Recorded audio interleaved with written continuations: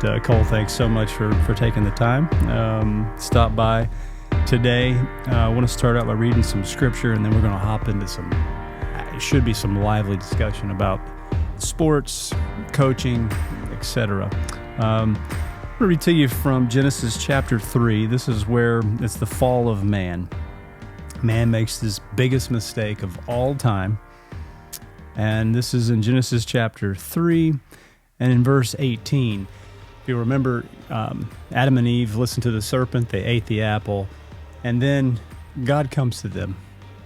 And immediately when God shows up, Adam is afraid of God because he knows he screwed up royally. But then God starts to enumerate, starts with the serpent. Because you've done this, cursed is you. You're going to be on your belly. Then he says to the woman, you're going to have a curse too, and that's, you're going to want to try to rule over your husband, but actually he's supposed to lead the family.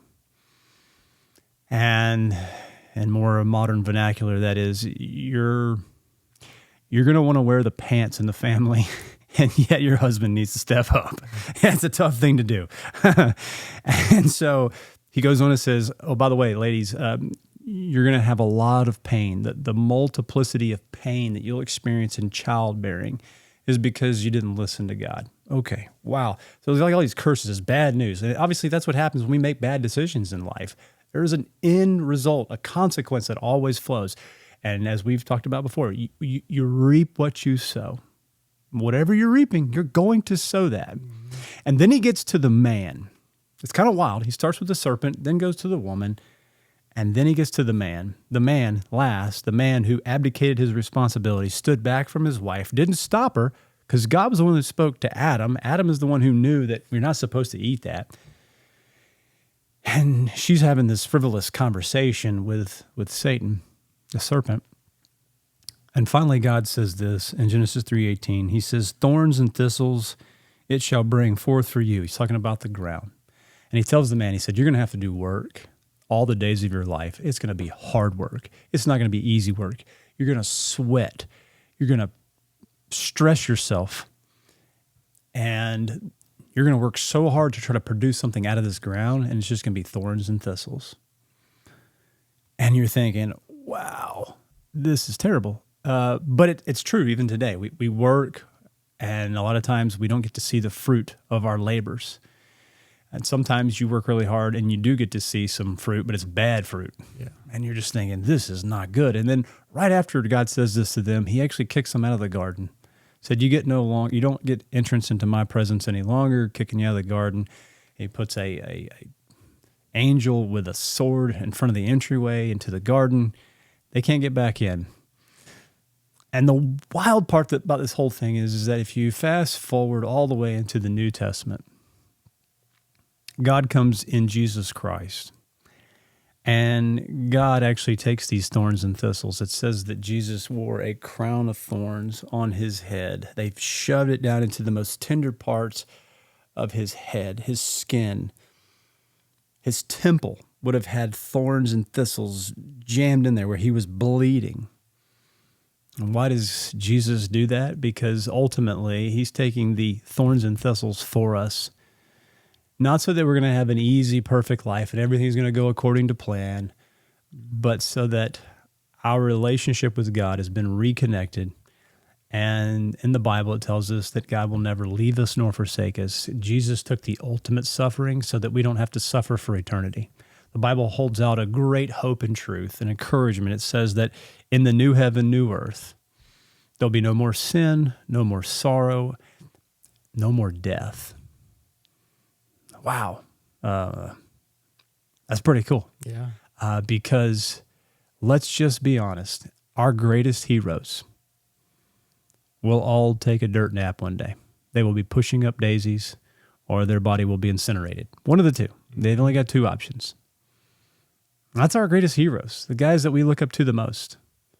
I looked up a lot to Bruce Sutter. I had to do Bruce Sutter's funeral. So everybody's going to come to an end. And the hope of the scripture is it's not the end. because Christ died, Christ also rose, and we too will rise. That's the Christian faith, and it's done all by grace and not by our works, which is utterly different than the way the world typically works. And I think that leads us into a great conversation about what we're going to look at today, because the Christian faith is you're saved by grace. You will rise by grace. Then we can turn and we can work hard. God does this with the Ten Commandments. Most people think the Ten Commandments, you have to work really hard in order to get your way into heaven. But if you read Exodus chapter 20, God says, hey, I brought you out of the land of Egypt. I saved you from the Pharaoh. Now here's the Ten Commandments. I saved you by grace. Now here are the Ten Commandments. Now you can work hard. And I think that leads us into a great discussion with this book. So we've talked about this a little bit before, but you're going to Mississippi State to school. Yes, sir. Number one, what are you studying, and what are you hoping to be when you come out? So I'm studying kinesiology with a concentration of PE teaching and coaching. Yeah. And then when I get out of college, I'm hoping to come back to Harrison, be one of the baseball coaches, and then maybe be a PE teacher at Harrison or at an elementary school around the area. Yeah. That's great. I think a lot of guys who play sports, maybe play baseball, and love the sport and want to go a long way in the sport, never stop to consider the coaching side of it. The way that you can give back to a game that has given so much to you. Because, I mean, that's really what's happened. Mm-hmm. The game of baseball teaches you so much about the game of life. We've talked about this before, but baseball is one of the most difficult sports because it's all about failure. And as a hitter, you're going to fail repeatedly. Baseball might be one of the only vocations and jobs once you're in the majors where you can be as bad as a meteorologist and get paid for it. Yeah. I mean, we were just talking a minute ago about the World Series and how Max Muncy was like 0 for 40, and then he hits a home run. Yep. And he's still getting millions of dollars. And it's like, it's a wild game, but you have to learn the mental side of it. And I think that's what we want to talk about today. What is this book that you've been looking at? It's called Elevate and Dominate, 21 Ways to Win On and Off the Field. And it's written by Deion Sanders. Okay. All right. What are some of the chapters as we kind of just look at the meta narrative of this book? There's 21 chapters. That was his number when he played football. So you got to have 21 everywhere with him. And the chapters, I've read about 4.5 of them so far. The first one was, even if you're broken, keep moving. Mm-hmm. Set your own thermostat. Be where your feet are. Make confidence your natural odor. And then the last one I just started is, are you a leader or a dog? Wow. All right. First things first. What has drawn you to Deion Sanders? I know you want to be a coach, and you want to be a good coach, and you're doing exactly what a good coach should do. Too many times coaches don't pick up a book by another great coach and start reading it. And you're doing the right thing, because the real knowledge, unfortunately, some people don't want to hear this, the real knowledge is in books. Yeah. It's not just on online. It's not just in a YouTube short. Those can be helpful. Those can point you to some good material. But to logically read through and understand the big concepts and even the fine details, what is it about Deion Sanders that's pulled you in? I just feel like he's a great motivator to his players when they're feeling down or they have problems outside of football or within football with just life and stuff. Yeah. He's always there for them and can point them in the right directions because he's been through a lot of stuff himself. Yeah. Because back when he was in high school and stuff, he didn't have any parents at his football, baseball games, basketball, anything, because they were all working double jobs. And his goal was to be there for his kids when he had some, to be there for everything they needed and help them with whatever they needed, as long as with their teammates and stuff too. Because he had one player that started in high school, Cameron Selman Craig. He's in the NFL now with the Jaguars. Mm-hmm. His parents had issues, and like he had to move out because he couldn't do it anymore. And Dion was his high school coach, so he moved in with him, lived with him all through high school, went to Jackson State with him, and then followed him to Colorado. Now he's in the NFL. Wow. Yeah. He helps if you need anything, he's always there for you. Oh, my goodness. Deion Sanders was obviously an incredible player. And we just talked about this a minute ago, but he was a pure athlete. Really good at football and baseball. So much so that when I was growing up, I watched him play a game for the Braves, hopped in a helicopter and flew across the city. They landed, and he played for the Falcons the same day. I mean, how many whiny, snot-nosed babies are there in Major League sports that would complain about playing 2 games in one day that are in 2 different sports? I don't think that people can do it, honestly. I think it's because of our mental makeup now. Everybody wants to funnel kids into, we've got to hone in your craft. You got to get your 10,000 hours into one thing so that you can get good at it.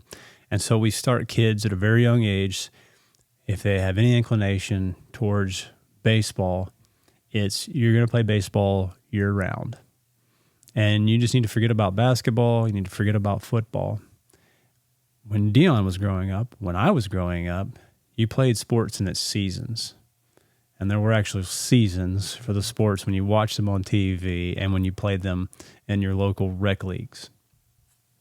And so you would play baseball during the late spring and through the summer, which meant we played all the way through July, sometimes into August, which doesn't even happen anymore because we got to land the plane. It's getting too hot in July. We can't play anymore.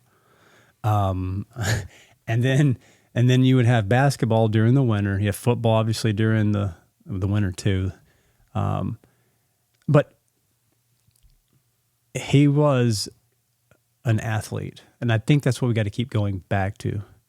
Coach Tim Corbin at Vanderbilt changed the paradigm a number of years ago, and he wanted to recruit athletes, guys who played 2 sports. Mm-hmm. This was insanity when he started doing this, because so many other coaches in college were not looking for that. They were looking for just specialized players. And he said, no, if you can get good athletes, you can mold them and shape them into different position players, and they'll be good no matter where you put them.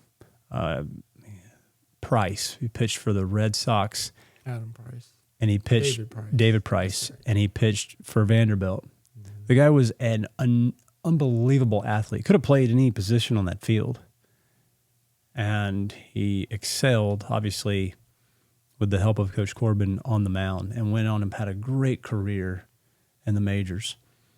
But that comes from a great coach, and you're doing exactly what a great coach needs to do, and that's to learn from other great coaches. What are some of the more finer points as you start looking at this book, some of the things that he's talking about? So the first chapter, it was even if you're broken, keep moving. And I found a story that he had with himself because, he's missing 2 toes on his left foot, right? I had no idea. So in November, I'm just going to read it from the book. Go for it. In November 2021, as he looked into the eyes of his Jackson State football team, he reflected on his broken mindset. He couldn't find the right words. All he could do was cry. My own kids, Deandra, Dion Jr., Shiloh, Shador, and Shalomai, had never seen me cry before that day. Most of my players hadn't either. But he said, in quotes, I'm not used to asking anyone for help. I said, my voice cracking. I'm an independent man. Nobody understands. I want to do things for myself, but sometimes I just can't. And that's hard, and it's really, really hard. He had to spend 23 consecutive days in the hospital, having had 9 surgeries, lost nearly 40 pounds, and had let a scruffy white beard take over the bottom half of my face. I was like a sunken shadow of myself. And then at first he thought he was just going to correct an old toe injury he had from football. He had turf toe. Oh.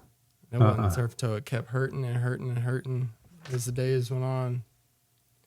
And then here it says,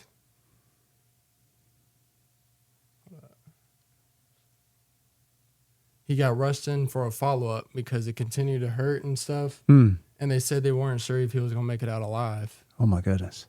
Nope. And then he had 2 toes cut off because he had blood clots all the way up his left leg. So he had 2 toes cut off. Wow. Yep. And then he had to miss like half their season, and he was the head coach. And he saw Shador's numbers just dropping and dropping and dropping. And then one day Shador just came in the hospital and was like, "Dad, I need you." Because he's had him all his life. And then he came back out there for the first game in a wheelchair in freezing weather out there in a wheelchair. And they were up 21-17, and Shador was doing good and everything. And then it was against Southern University, and they were going down for a game-winning drive to beat Jackson State. And Shiloh gets the interception, and they won the game 21-17. And look, 21 was the score, and they won. That's his number. So yeah, he always, like I said at the beginning, he'll help anyone when they need it, and he'll be there for his kids when he has to be there. Yeah. And he wasn't supposed to be there, but he had to do what he had to do for his kids, no matter what the circumstances was for him. I love the title of that chapter. If you're broken, keep moving. Yep. Keep moving. The theological understanding from the Bible is that we're all broken.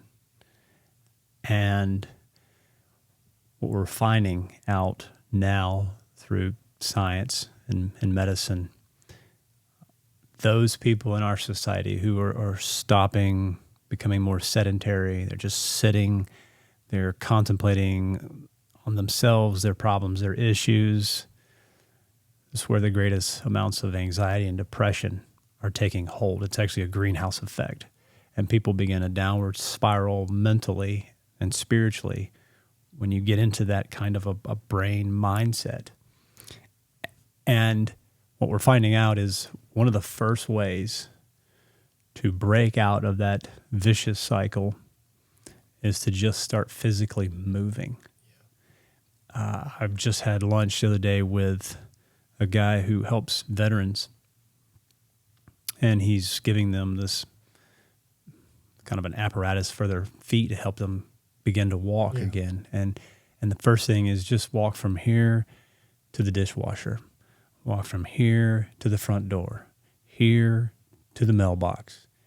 But you got to keep moving. You can't stop. And what we're also finding is the greatest medicine for depression and anxiety is actually working out, physically working out with weights, walking. The forward motion actually helps physically and mentally. And Dion is onto something that's a truism. Man, we're all broken, but we got to keep moving, because the minute we stop moving, there are residual effects. There could be collateral damage. There could be people that are watching us that they're feeding off of our energy. And I think that's the part of a good coach. You'll remember this. Coach Dory, and during our practices, would say, hey guys, let's fly around. Yep. And it didn't mean we were going to sprout wings and take off flying. We're Warriors, we're dogs. We stay on the ground. But what he was meaning is, hey, in between and the different things that we're doing in practice, let's move. Let's don't stand still. Let's don't drag our feet. Don't walk off the field. Let's run. And it sets a different tone, but it also sets a different mental makeup. And from that story, you can see, man, he is a great coach, a great father who's helping his own son, but also a human being who realizes, I can't sit around. I can't stay in this kind of a position. It's not good for us. What are some other things you picked up? So his first takeaway was, when life knocks you down, you got to get back up. Dieter Determined people have a funny way of creating their own luck. If you keep showing up, no matter how tough it is, you're going to come out on top. The strongest steel is forged in the hottest fire. You're going to learn how to be tough, and that will help you later. The pain of today won't last forever. Yeah. Nobody's living a perfect life. Forget about what you see on social media, so you're not the only one who's facing some problems. Show each other compassion, lift each other up, and support each other. And then the fifth takeaway you had from the first chapter was take care of yourself physically and don't ignore your mental health. Take breaks when you need them to recharge and don't hesitate to ask for help. Those last two stand out for me, just as I listened to all of them. They're all really good. But he got to two things that really are catalysts in coaching, but also just in life. Leadership, leading a wife and kids, leading an organization, a team. Number one is showing compassion. Compassion is the ability to look at others. And that's pretty big in itself. Just being able to get outside yourself, look to others, and to begin to see what's really going on in their life. And having the ability to sympathize with them.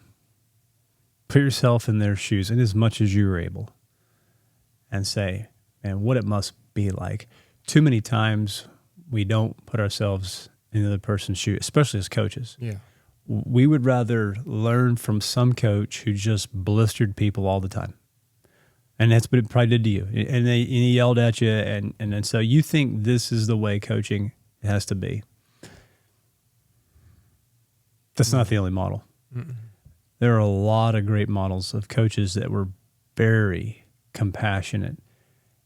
Yes, they pushed, but they also did the great work of psychology to figure out how each player ticks, how they function, how they work the best.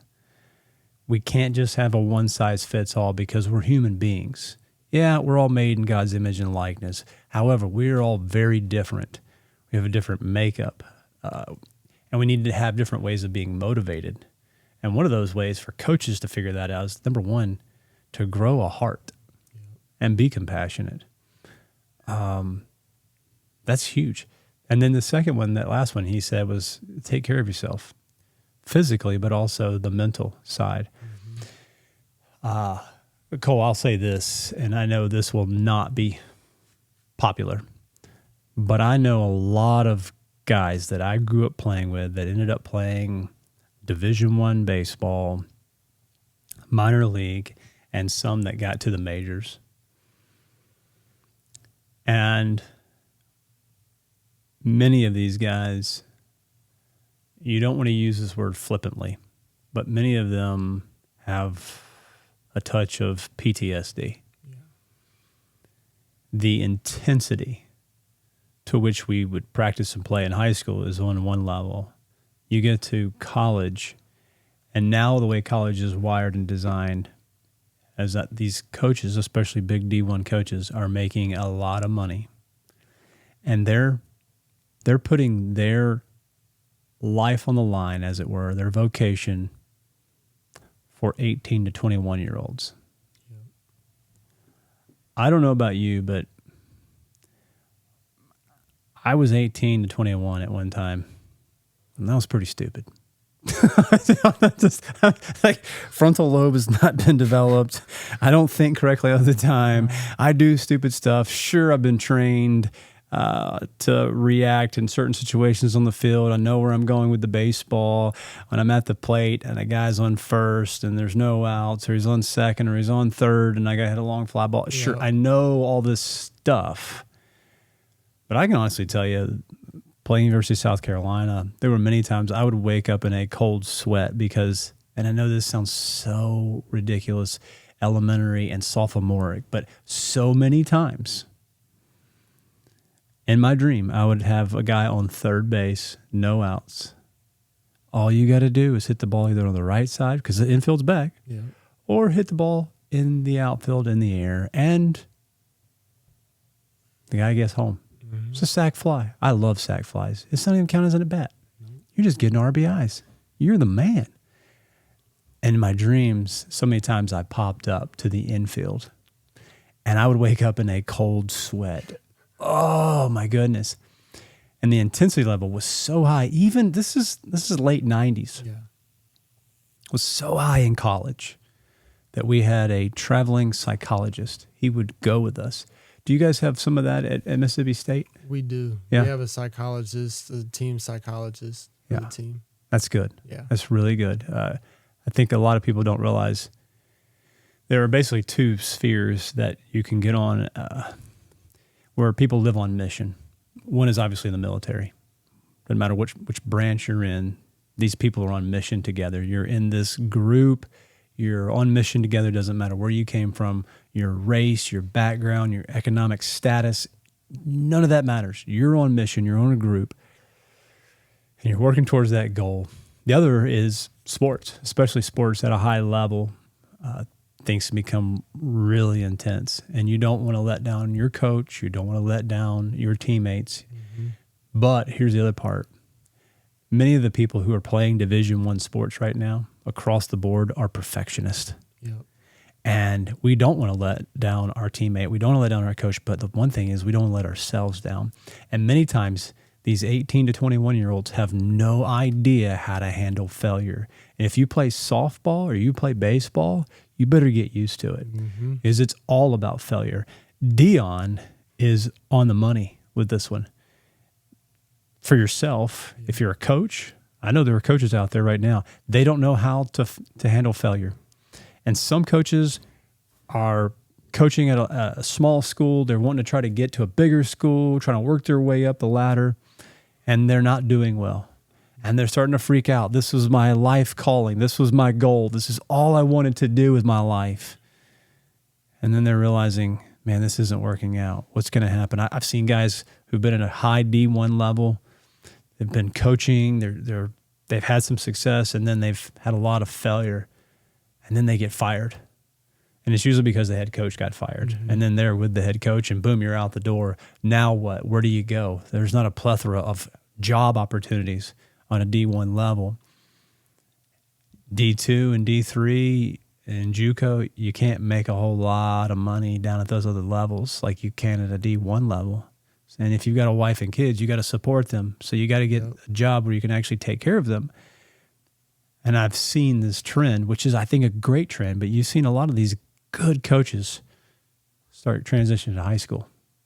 Sure, some of them have the degrees, some of them have to go back and get certification, but they actually become coaches in high school.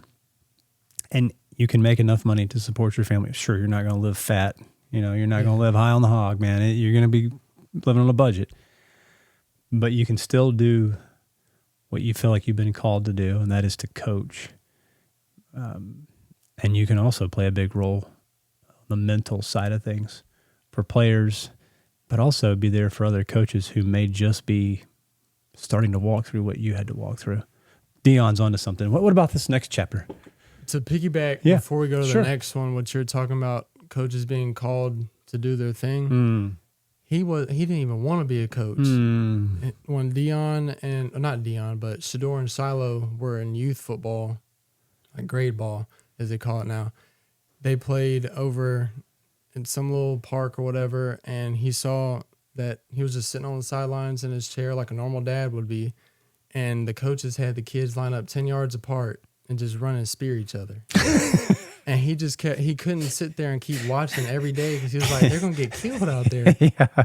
So he went out there and basically just took over the whole entire thing and got them doing the correct thing. He said, at least you got to put them at an angle for angle tackling. But head up on tackling is like, come on, man, they're little kids. Little kids. But then after that, he created the Truth Youth Sports Organization. And he wanted to have, let's see if I can find it real quick because it said it in here. But it was an organization that they found, or he created to have, he wanted to have 3 teams, I think it was, but so many people came over there, so he turned it into a school. Oh, wow.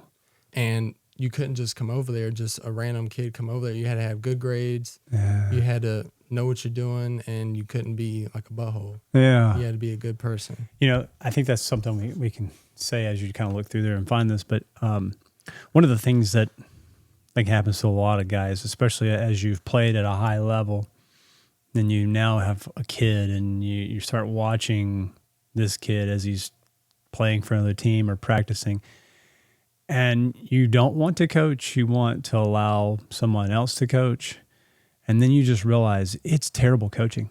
Like the guy just doesn't know what he's doing. No offense, he just doesn't know what he's doing. He just doesn't have a clue. He's given it the best of his ability, but he's capped. He has a ceiling on him. He only knows so much. And I think that's what drives a lot of guys who've played ball at a high level back into the sports, back into coaching, because there are fundamentals for the games that we need to do to help the kids get better. And I think, isn't it funny how he didn't want to be a coach, and yet he felt the drawing, the passion, I've got to do this. And now look at where he's at today. But and I think that's something I've seen repeatedly. And if there's anything I can do to encourage guys that are watching this, if you're in the situation where you have kids and you're watching them and it's terrible baseball, help out, step in, because you were given that opportunity to go play at that high level and to learn so much, not so you can sit there on your butt, but that you can help others. I like the fact that he stepped in. So from the book, what it said word for word, in case I missaid something, he said what the tackling drill that he saw was happening, that was true. And then it got, as a result, the Truth Youth Sports Organization was born. It was originally going to be one team, but because he didn't want to turn any kids away, it ended up being two teams at 10 different age levels. They had summer camps with close to 600 kids. They could play football, basketball, baseball, do cheer, run track and field, so they had everything. But they also brought in full-time tutors to help with class work and everything. And in order to participate, the kids had to maintain a certain grade point average, so we sent important messages from the beginning of how the things ran. Isn't that great? Yeah. A guy who obviously has been blessed. He gets to a high level in sports, sees what he witnesses as what needs some help, and then he says, no, I think there needs to be a major shift. We're actually been seeing some of this, if you've been listening online at all, to Chipper Jones. Mm-hmm. Chipper Jones is really sick of the way travel baseball is being handled. Now, that's like a curse word around my house. Yeah. Travel baseball. Coach Elkins was always the best when he'd say stuff about travel baseball. But it is true. It's true that he wants to help the kids in a fully orbed, robust way, not just on the field, playing and being a winner, but actually on the field and being a true winner, learning the game and learning how to play it the right way, but also being a good human being when you're on the field. This is different. And also helping the kids off the field with the academics, because baseball or football or whatever sport is only going to last for so long. There will come an end to it. What are some other things that... And after that was happened when they got a little older into middle school, he saw his coaching and mentoring role expanding, and then he started Prime Prep Academy, which was the school. And they had an actual school and everything. And then it was in the Dallas, Texas area, because that's where he was living at the time. Yeah. And then it closed in 2012. So then he took his kids when they got into high school over to Trinity Christian Academy over there in Texas. Whoa. And that's where he was their high school coach and stuff. Wow. Oh, my goodness. But as a side note, what a great dad. Yeah. A dad who says, I want to help out. Not that he's trying to be overbearing, but he does know something that very small sliver of the population is able to even ascertain, to have in their noggin. And he also knows, I love my kids so much that I want to coach them. And he also has been at a high level, so it's not daddy ball. Mm-hmm. Daddy ball just gives me heartburn. I can't stand it. We've seen it in football in our area. We see it in travel baseball in our area. And a dad will create a team literally for just his son. Yeah. And everybody else, his son's the main actor. Everybody else is just playing a supporting role in the movie known as My Child. You know? And it's like, it's so bad. Mm-hmm. And I would warn parents out there right now, if you're thinking about playing on a team where daddy's coaching, and daddy didn't make it past, or didn't even make his high school team, daddy didn't go to college, daddy, we need to reconsider these things, right? Yeah. Now, if daddy is a coach at the high school, or he's been a coach in college, or that's why he went to school, let's reevaluate this and say, okay. But when daddy's just created a team for his son, not good. That was him helping people all the way around, others to be brought up. Look, you're never, and you know this, you're never going to elevate your game unless you play with other good players. Yeah. If you're a president of the United States, or you're somebody who's a CEO of an organization, you look for people that are better than you to get around you, right? You want to have others around you to elevate your game. And so if you're always just playing on some terrible team where you're the best player all the time, it's not helping you. Nope. Look, when I was a kid, I played at Oregon Park. It was a big deal back in the day. Played for the Oregon Park Crackers. Ooh, I know. That's a good one. I had the Atlanta Crackers back in the day. And my dad started a travel team. It was the first travel team out of Oregon Park. Mm-hmm.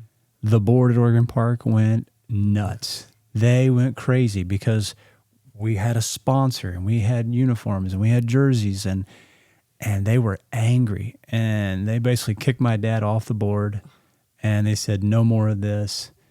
And so I got a phone call from a guy named Bob Duncan, who was the coach at Perry Parm. They had a travel team, and they had some really good players on that team. I got over there. I got around those players. I was like, man, these guys are pretty good. And I wasn't the only guy hitting home runs anymore. There were other guys that were hitting home runs. And then when I was going into my freshman year at Harrison, I got a phone call from Gary Baldwin at East Cobb. Now, it was different back in the day. It's not the pyramid scheme that is today. Sorry, I said that out loud. Anyway, I'm sorry. Travel baseball. Anyway, and so I got to go there and play with guys that were really good. A number of guys way better than me. But that was my 15-year-old season. My 6-year-old season, I came back on fire because I knew I had to put the work in. I needed to surround myself around good players. And man, every year I got better and better. When I was at Harrison, I got better and better because I had two incredible coaches, Mike Power and Mark Elkins. And both of these guys put us through the ringer on practice. We were exhausted. I mean, think about your freshman year at Harrison, and think about practices, those first 6 days straight when we started practicing. Had you ever experienced a 3-hour practice 6 times during the week? Nope. No, because the way we do baseball now, youth sports, and it's travel baseball, is you have 1 or 2 practices a week, and then you've got 17 games on Saturday and Sunday. Where on God's green earth do you ever do that? You never do it in high school. You'll never do it in college. And you sure as hell don't do it in Major League Baseball. Doesn't happen. Nope. So why did we get into this asinine, bass-ackwards model? Mm-hmm. I don't know. I think it's just because it's a great money-making scheme. Yep. But if we wanted to really help the kids, we really want the kids to get better, they need to practice 5 times a week for a while, because so many of them have learned bad habits because they've just been run out there to play games over and over again. All they're doing is developing bad habits. But they got to play 17 games on Saturday and Sunday. We got to get the bubblegum machine ring. You know, if I don't have my ring, I didn't do something. Mm-hmm. No, that ring just tells you played a lot of bad baseball And you probably suck. You might even get cut from your high school team when you finally try out. And kids are devastated. You know this. You've seen this. Kids who you played with all the way through, then they get to high school and they get cut. And they're dismayed. They're like, I played on all these travel teams. How did I get cut? Because you played on really bad travel teams that just allowed you to keep doing bad habits the whole time. Yep. And they never helped you out. Look, it's the same way with coaching. You got to get around other good coaches that elevate you, that know more than you, that push you, that you go, man, okay, what are they thinking right now? Let me go ask them and try to get their input. Yep. Sorry for my diatribe, but go ahead and... We got a good little segment inside chapter 2, Set Your Own Thermostat. And the little segment is called Either You're a Believer or a Belief. And he says that he is a believer. And when you say that, people automatically think you're talking about your belief in God, your belief in Jesus, your belief in the Bible. And with me, that's all true. But here's what I believe. Either you're a believer or you're a belief. You have to figure out which one you really are. When you're a believer, you are the creator of your own destiny. Whatever you believe, whatever you manifest, whatever you create, no matter your situation or background, if you fully believe it, you embody it, and it becomes it.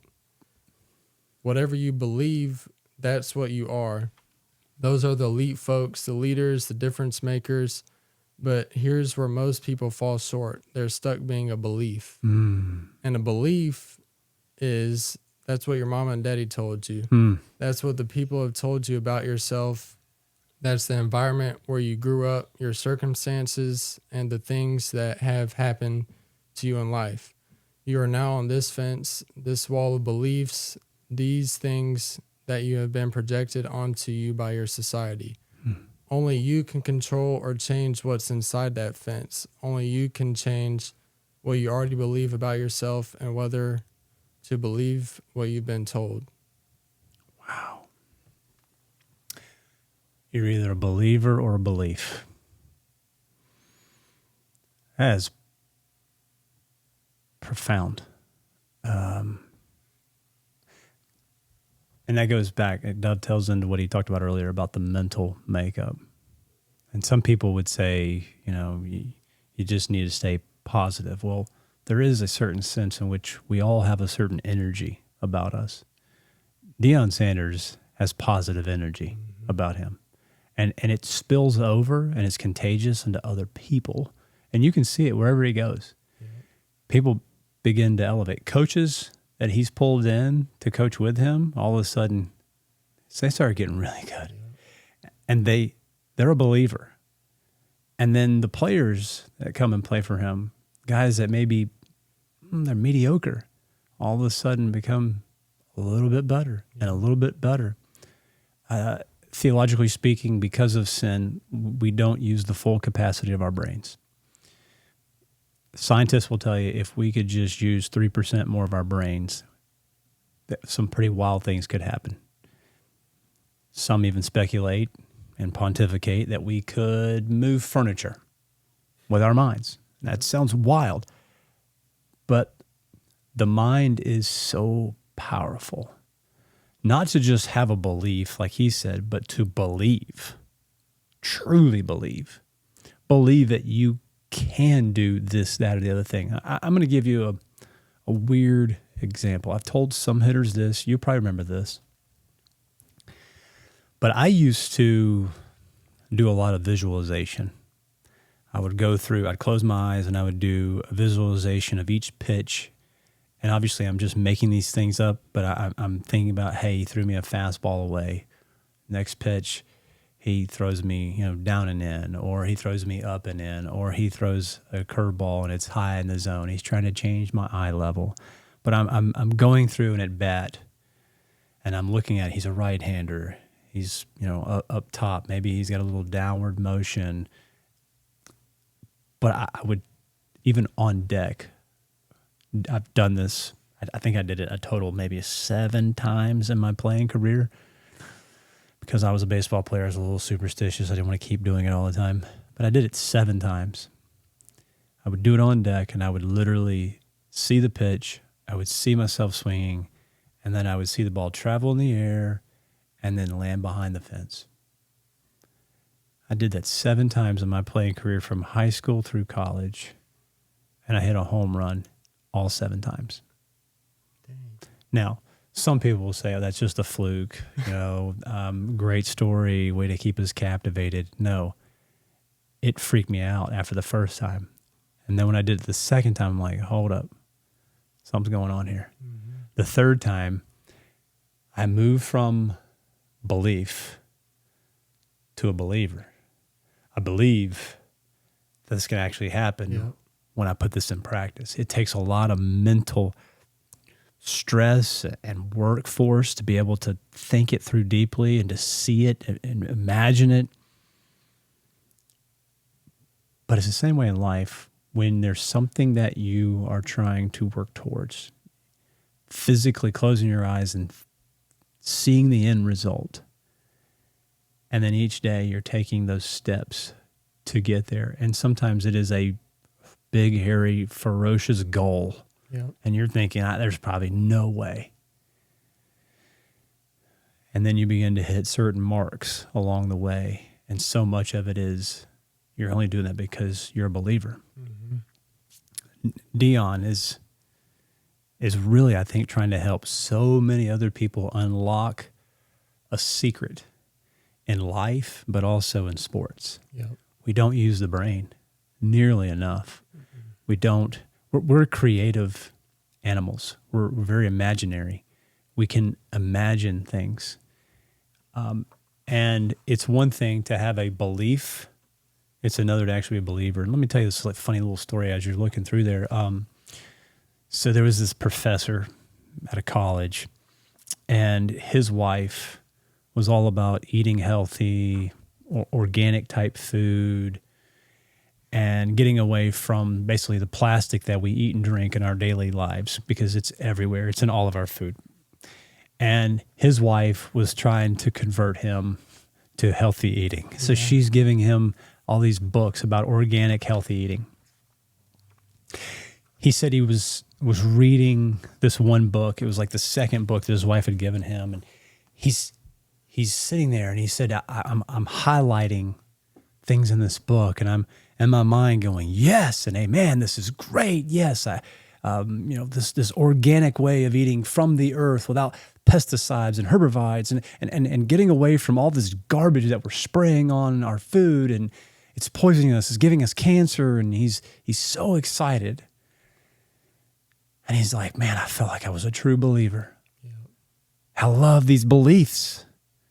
And then he said, I looked down and realized I was sitting in the food court at Costco, eating a hot dog and drinking a 5-gallon bucket of Coke.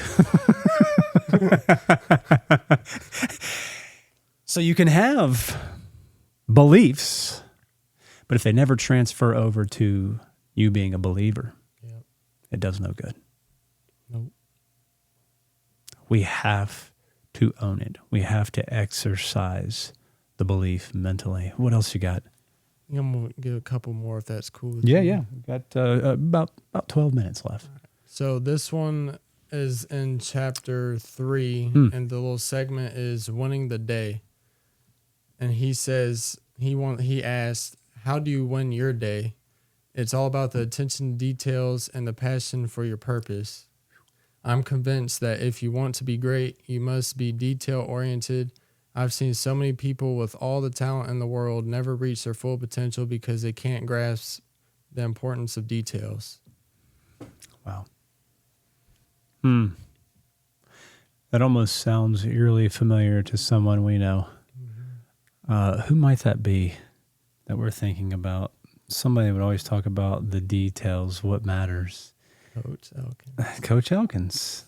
Almost like he did it long enough that he could realize that the details really did matter. Whether you're the coach who's setting out the practice plans, or you're the coach standing in the third base box, you're looking at the field, you're really trying to rise up above the field as you were a drone or something and seeing all the checker pieces on the board. What should we do here? Not just right now, but 2 batters from now. Yep. And the details really do matter. I mean, that's what Coach Elkins would say to us. He would say, what matters? Everything. Everything matters. And the word for that is a catechism. You ask a question and you get an answer. And he was really what's called catechism. He's catechizing people. He's saying, what matters? And we would say, everything matters. And now guys that I coached 8 years ago, if I run into them, hey, what matters? Everything matters. It does matter. The fine details matter in everyday life because those little details over the course of 9 innings can change a whole game. Yep. And as you and I both know, if you're playing 7 innings in a high school game, you really win the game in innings 3, 4, and 5. That's right. The lull. The lull. Everybody's jacked and all hyped up and all emotionally charged in innings 1 and 2. And they get fired up again in innings 6 and 7. But the game is won in innings 3, 4, and 5. But you know what? It's the same way in life, Cole. Every day, if you wake up, you do the fundamentals. If you do the things you know you need to do the right way. This morning, I woke up, I read my Bible, I prayed, and I took a dog for a 45-minute walk. Now, I would have loved to have just grabbed my phone, start scrolling, piss away some time, oh, this is fun. But after that 45 minutes of scrolling, doom scrolling, being a screenager, was over, what did I really accomplish? Zero. But what did I accomplish by setting in motion, read my Bible, I prayed, I took the dog for a 45-minute walk? Have you ever noticed that there are not a lot of fat people walking their dogs in the mornings or in the afternoons? Nope. Like you drive by and you're like, that person's physically fit. Yeah, why? Because they do it over and over again, because the details matter. I'll tell you this, my wife and I, we do a budget before the month begins. We do the budget, we look at what we got coming in, we look at what we got going out, and day by day we live by the budget. And the budget tells us, can we afford it, can we not afford it? If you live on that, amazingly enough, I don't have to worry about my credit score. I can look at what's in my bank account, which is something that's successful. My FICO score doesn't tell me if I'm successful. My bank account tells me if I'm successful. But it's all because of the small steps each and every day. Dion's onto it, isn't he? Yeah, and another thing that I remember from this exact chapter was something else what Coach Elkins would always ask is, what's the most important day? And it's always today. And Dion was talking about in this chapter is you have to be present in the moment during that day. You can't think about something in the past. Can't think about, I got a school project tomorrow. I have to present it. I'm not done. It matters what now. It's right now. Yeah. And that's what he was talking about, being a father and everything too. Like you can't be worrying about, my boss is mad at me while your kids are sitting there in your house. It's go be with them. It's their time. Mm-hmm. It's not work time anymore. Mm-hmm. It's time to be there in the moment. I thought that was pretty funny too. That's a good word for people my age. You're married, you got work, you've got kids, you've got all kinds of responsibilities. And you'll go to the gym, and I'm in, the third set of squats. Maybe I'm in the second set, and I got 225 on. And then I started thinking about, I got this meeting later on today, and I've got this phone call, and I got to do this thing, and I make sure I got to go pick up this kid, and then your whole workout just got sidetracked. Instead of saying, no, I'm not going to think about anything else. Whatever it is this time is designated for is what I'm going to do. And I'm not going to allow the phone or anything else to distract me, or even my own brain to take me off into left field. I've got to stay laser-like focused. We look at Michael Jordan. He was the most intense guy, but he also was very successful. Yep. He was so laser-like focused, and Dion obviously is saying the same thing. Be successful in whatever area you're in. If it's with your kids, it's your kids' time. It's not time to be wandering off mentally thinking about other stuff. Yep. Huh. What else you got? We got just a couple minutes left. Well, this is the last one I'll All bring up. right. So it was probably one of my favorite chapters, potentially. It's the one I read half of it. Are you a leader or a dog? And so at Colorado, they don't have the normal, like for football teams, they have a C on their chest, some of the players' chests for captains. Mm-hmm. And he says he doesn't like using the C on their chest because he feels like the word captain should be reserved for the military or the police. Mm. Instead, he wants to use a D for dog and an L for leader. And the meaning has changed today for the word dog. A dog is somebody who takes control and takes command of the situation. They don't wait, they act, they go get it, they subdue and dominate. On my teams, we have leaders and dogs, and we need both of them, whether it's in the workforce, a family, or a football team. And then what he looks for in a real leader, usually the qualities are very subtle. Mm. That person is going to assess the situation, clearly state the objective, and get everyone moving in the right direction. They're going to be definitive, and decisive. Mm. And then he gave a football example while I was talking about the captains. He feels like they should only be reserved for the military and the police.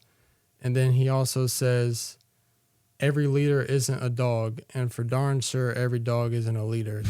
Dogs are killers. They get things done and serve as the backbone of good organizations. They're tenacious. You turn them loose on something, they're relentless. They do not hesitate, and they are workhorses. Dogs execute the plan. They have a work ethic like no other, and they always finish the job because their pride will never allow anything else.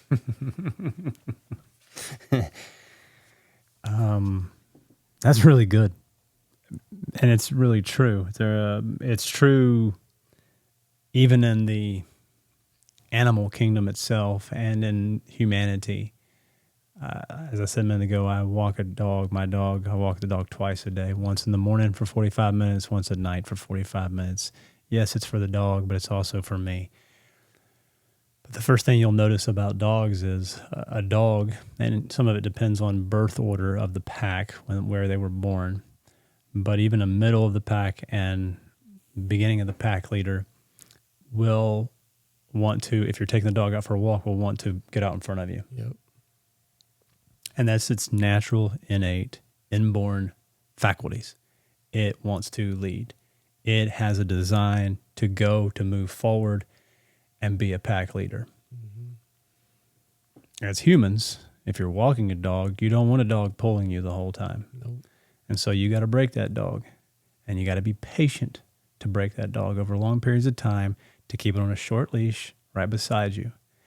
And if you walk long enough, it wears that dog out, and that dog will end up behind you. Yeah. And you got to almost kind of drag that dog, right? But I think what Dion is really saying here, in short, is a dog is somebody who has this ingrained in them. He said that they're going to go after something. They're going to kill it. Yep. The old saying is you leave the cave, kill something, and drag it home.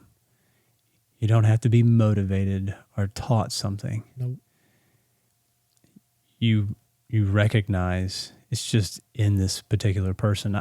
As a coach, I can spot this so quickly. I can see guys, and it has a different flavor in each one of the guys, but you can tell that they're a guy who's a dog who wants to kill it. They're competitive. Some guys are a little more verbose and boisterous. They'll be very audible. They'll talk. You can tell that they're leading. This is a Craig Cockbrenner, a guy who's on the field, who's talking, but he's competitive. He wants to lead. He's a dog.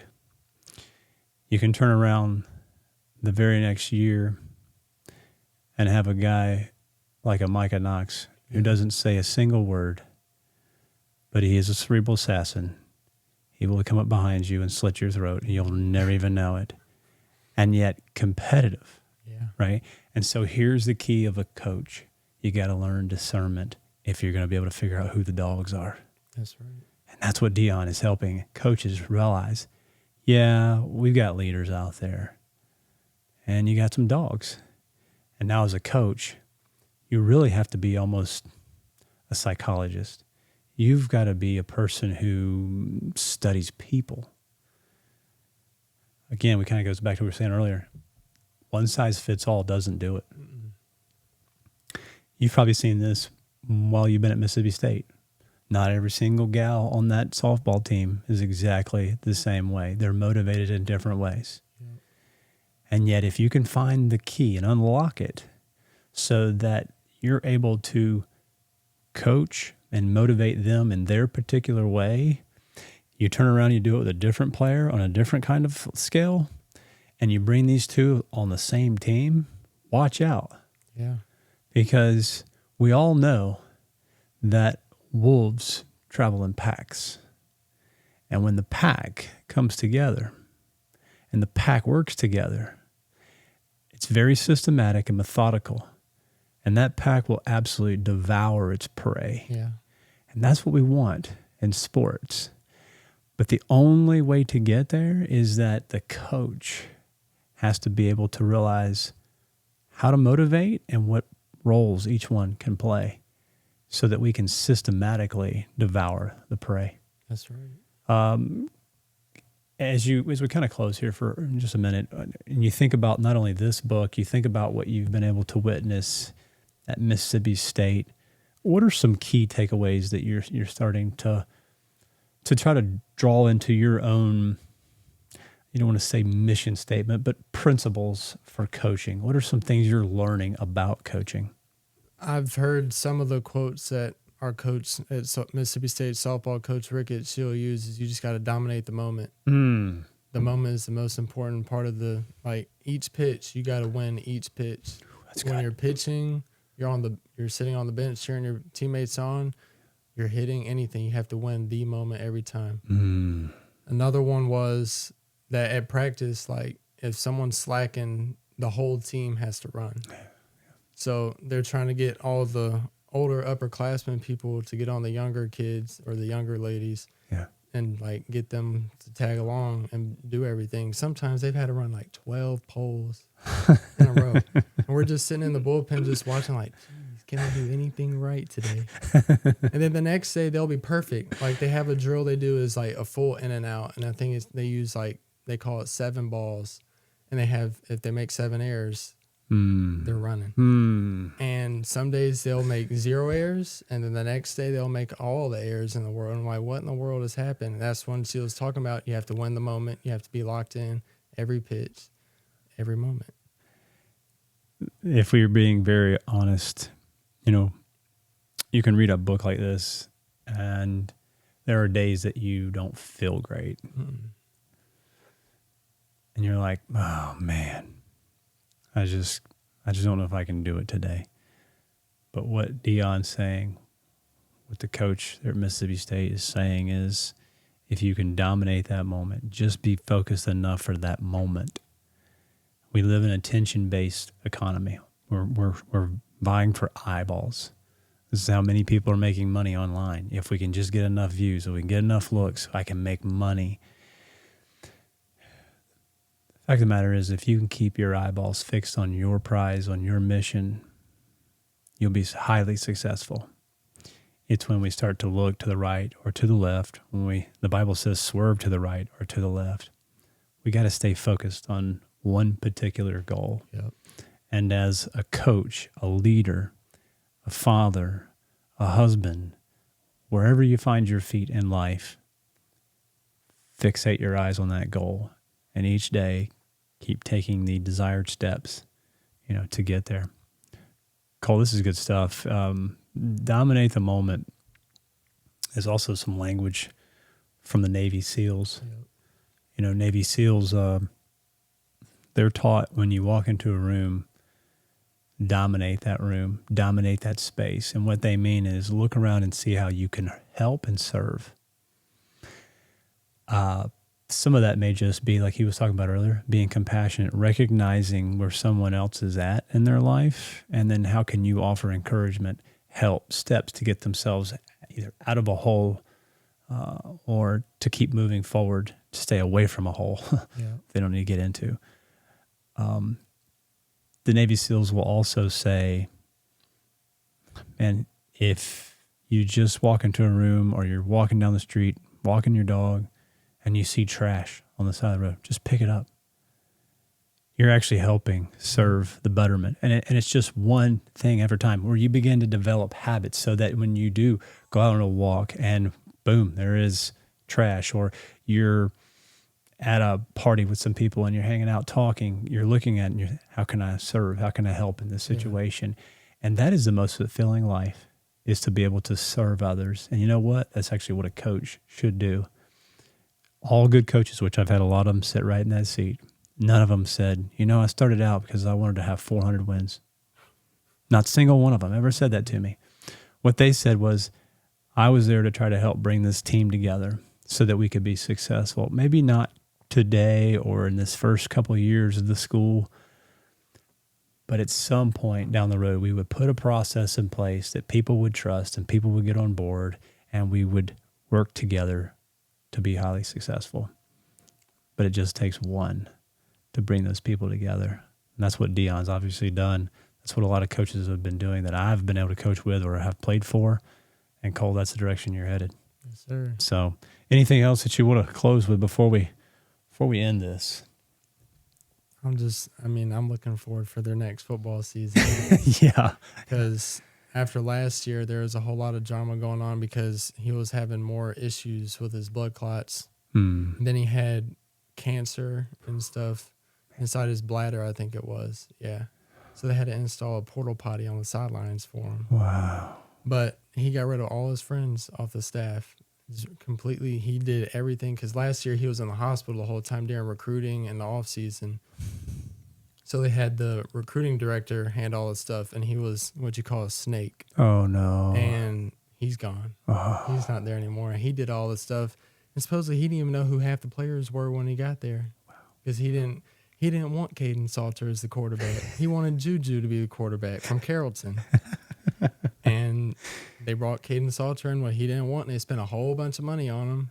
Oh. He's gone in the XFL, not even the NFL. And then now they have a brand new staff.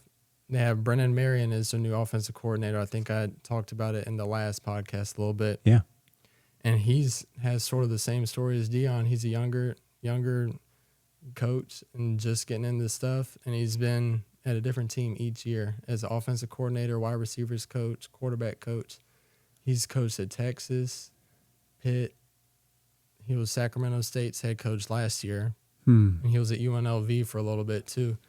And he compares Juju to Quinn Ewers, if you remember him from Texas a couple years ago. Yeah. And he says Colorado's offensive line is just as good as that Texas one. Wow. And Texas went to the playoffs that year. Yeah. So that means there's some good stuff brewing over there in Boulder. Well, people better watch out, because when you have to go through all those physical maladies and issues and problems, once you have the health to come back, you have a different energy. Yeah, that's exactly what he said. The same words. One last funny story. Yeah. One of their new linebackers they got out of the portal, because he handpicked everybody they got, and they had to replace the entire team. Whoa. Like all over again. He had 7 players return, just like year one. And he was at the airport, and some random white guy walks up to him, big swole guy. He's like, "Hey, Coach Prime, my name's Gideon Lamprin." And he was like, "All right, nice to meet you." And he was like, "I'm in the transfer portal out of Bowling Green." He was like, "All right, I'm going to give a call to my recruiting department. We'll see what we can do." They walk on a plane, and Gideon's just sitting there, and Coach Prime's walking up to him. "Hey, we got a spot for you if you want it, because you're that dog."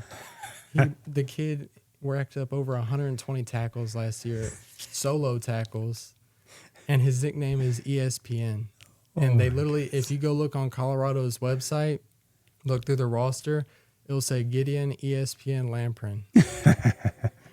Wow. I thought that was like the most funniest thing in the world. Just in the middle of an airport, and now look, he's one of your leaders on the defense. Wow. Well, we got to draw to a close. Thanks for the time. Yes, sir. Appreciate it. Enjoy it always. And hopefully this is going to be some hope and encouragement for other people. Thank you for tuning in. We are praying for you. Please pray for us. If you'd like to support the podcast, take a look at the link in the description below. Yep, we need multiple exposures to the gospel. God bless.